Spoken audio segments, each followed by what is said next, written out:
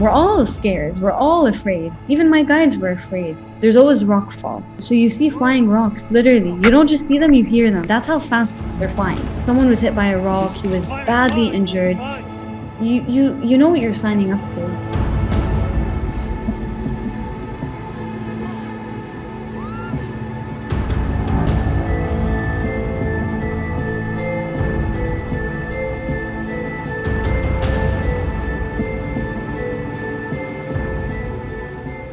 Actually, around the 1 year mark since my dad passed away, November 2, 2021, I just felt like I needed a dose of inspiration. I needed that day to feel better. And that's when I started to think of K2 and thinking of, maybe I can set this as a target for next year. So then I spoke to the guide I climbed Everest with on that day.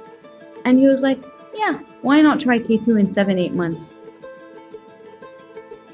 What was one of my biggest concerns? The cold.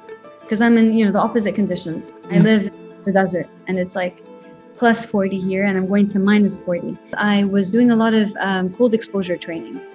And part of my actual circuit training, I would get into an ice bucket, come out, do some squats, and then, it would be part of the circuit. It was something that I really disliked and felt so uncomfortable with. And then during Ramadan as well, I didn't stop training. I didn't cut back on training.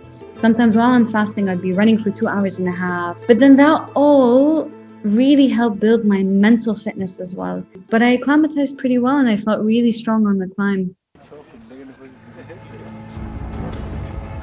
The views were incredible, and it's a mountain range like no other, in the sense that peaks are so sharp in Pakistan, and K2 is so vertical. As we're moving between rock, snow, ice.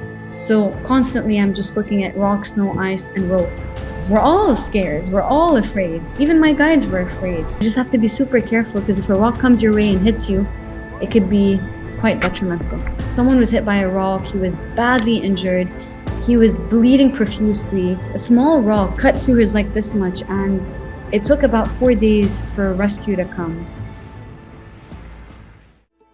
It was complete darkness.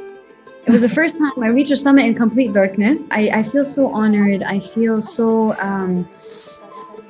happy, so proud with every climb, with every struggle, with every failure, with every lesson, even through grief.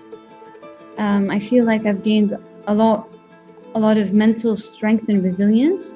Take risks. Take risks. If it scares you, do it. How will you know? I don't want to look back one day and say, what if?